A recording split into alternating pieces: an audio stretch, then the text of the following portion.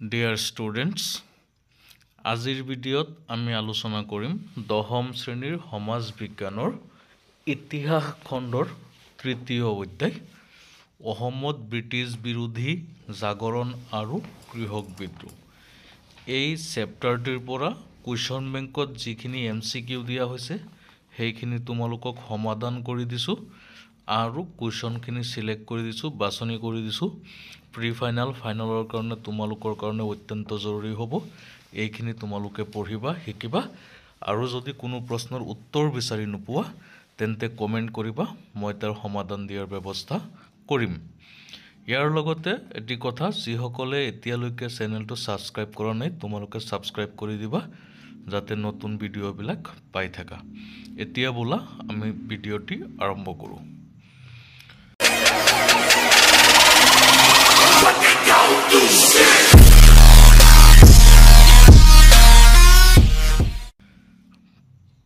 বহু বিকল্পী তথা চমু প্ৰশ্নাৱলীৰ ভিতৰত দিয়া হৈছে 1 নম্বৰ, মণিৰাম দেৱানৰ লগত আৰু কাক ফাঁচী কাঠত ওলমোৱা হৈছিল? অপশ্যন 4টা দিছে, তাৰে ভিতৰত বি নম্বৰটো শুদ্ধ। 2 নম্বৰ, তলৰ কোনটো চনত ব্ৰিটিছসকলে অসমত দাহ প্ৰথাৰ বিলুপ্তি ঘটাইছিল? 4টাৰ ভিতৰত অপশ্যন এ শুদ্ধ। 3 নম্বৰ, মণিৰাম দেৱানৰ লগত আৰু কাক ফাঁচী দিয়া হৈছিল? অপশ্যন চি শুদ্ধ, পিয়লি বৰুৱা। 4 নম্বৰ, অসমীয়া কৃষকৰ পৰা ভূমি খাজনা বৃদ্ধি নিৰ্ধাৰণৰ বিৰুদ্ধে কোনে মফট মিলছক আৰ্জি লিখিছিল? অপশ্যন ডি শুদ্ধ, আনন্দৰাম ঢেকিয়াল ফুকন।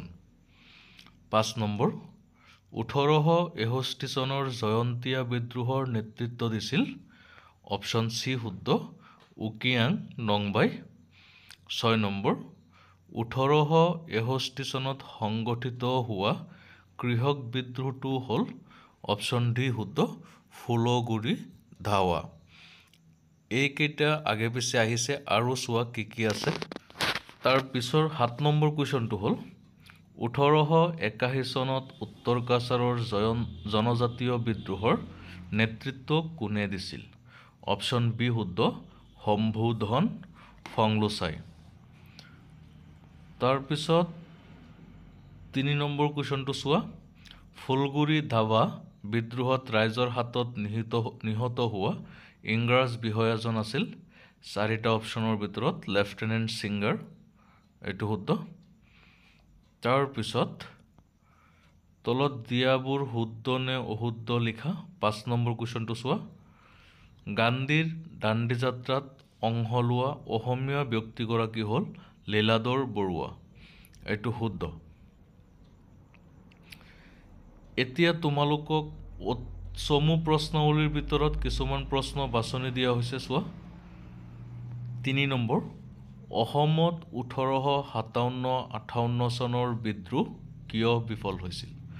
কেতিয়াবা এনেকৈ দিব পাৰে, অসমত চিপাহী বিদ্ৰোহ কিয় বিফল হৈছিল?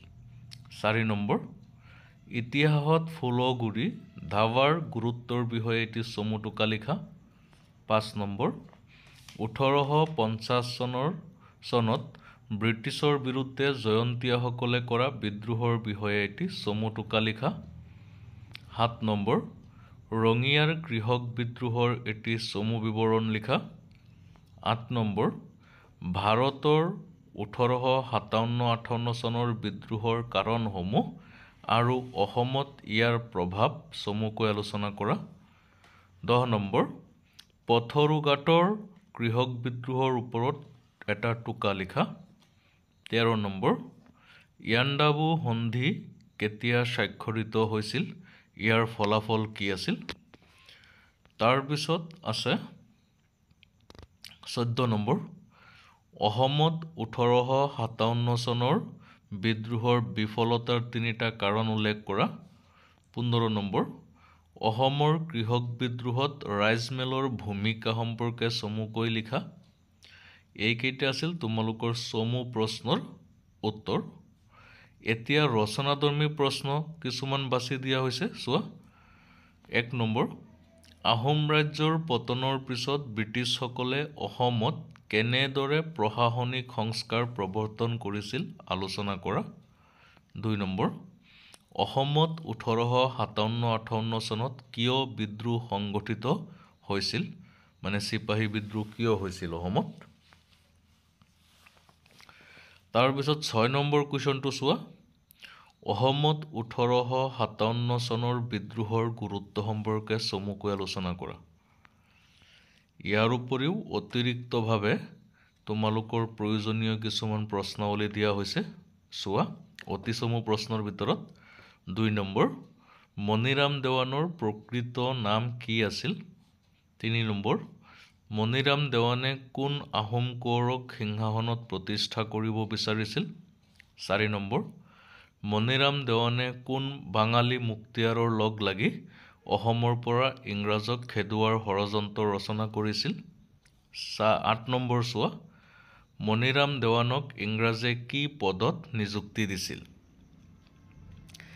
এইখিনিৰ লগত তোমালোকে চাব লাগিব 11 নম্বৰ কুৱেশ্যনটো চোৱা, মণিৰাম দেৱান আৰু পিয়লি বৰুৱাক কেতিয়া আৰু ক'ত ফাঁচি দিয়া হৈছিল। 12 নম্বৰ, অসমৰ প্ৰথমটো কৃষক বিদ্ৰোহ কোনটো। 23 নম্বৰ, পথৰুঘাটৰ বিদ্ৰোহৰ কাহিনী দলি পুৰাণ নামে কোনে ৰচনা কৰিছিল। 24 নম্বৰ, 1835 চনত জয়ন্তীয়া ৰাজ্য কাৰ হাতৰ পৰা ইংৰাজৰ হাতলৈ যায়। 29 নম্বৰ, নগাসকলে কোন ব্ৰিটিছ বিষয়াক 1878 চনত হত্যা কৰিছিল। 33 নম্বৰ, কোন চনত মফট মিলছ অসমলৈ আহিছিল। 34 নম্বৰ, কেয়াসকল কোন আছিল। 37 নম্বৰ, টিকেন্দ্ৰজিতক কোনে মৃত্যুদণ্ডেৰে দণ্ডিত কৰিছিল। তাৰ লগতে আৰু আছে 39 নম্বৰ চোৱা, JW কুইণ্টনক কোন চনত হত্যা কৰিছিল।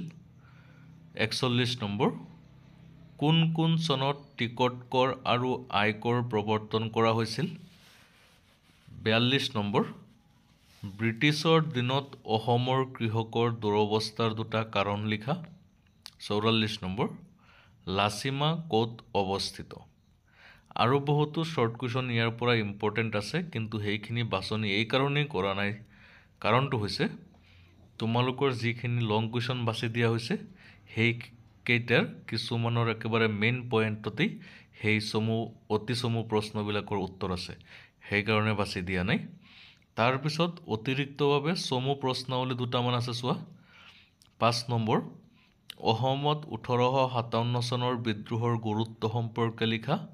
8 নম্বৰ, নামনি অসমৰ কৃষক বিদ্ৰোহ দুটাৰ বিষয়ে চমুকৈ বৰ্ণনা কৰা। 14 নম্বৰ, ফুলগুৰি ধাৱাৰ ওপৰত এটি টোকা লিখা। 15 নম্বৰ, 1894 চনত উত্তৰ কামৰূপত সংঘটিত হোৱা কৃষক বিদ্ৰোহ সম্পৰ্কে আলোচনা কৰা। 16 নম্বৰ, 1894 চনত পথৰুঘাটত সংঘটিত হোৱা কৃষক বিদ্ৰোহৰ এটি খতিয়ান দাঙি ধৰা। এইকেইটা কুৱেশ্যন তোমালোকে ভালকৈ চাব লাগিব। আৰু ইয়াৰ লগতে আৰু কিবা প্ৰশ্ন আছে নেকি হিপিটিত চাওঁ ব'লা। কুৱেশ্যন বেংকৰ পৰা তোমালোকক বাছনি কৰি দিয়া হৈ আছে, তোমালোকে খালি পঢ়ি গ'লেই হ'ল। হিপিটিত আৰু 2-এটা কুৱেশ্যন থাকিব পাৰে, চোৱা। ইফালে এটা কুৱেশ্যনেই আছে, 1891 চনত মণিপুৰত টিকেন্দ্ৰজিতৰ নেতৃত্বত ব্ৰিটিছ বিৰুদ্ধে হোৱা বিদ্ৰোহৰ বিষয়ে লিখা। এইখিনি কুৱেশ্যন এইটো চেপ্টাৰৰ পৰা তোমালোক সকলোৱে ভালকৈ শিকিবা, তেতিয়াহ'লে ভাল ফলাফল কৰিব পাৰিবা।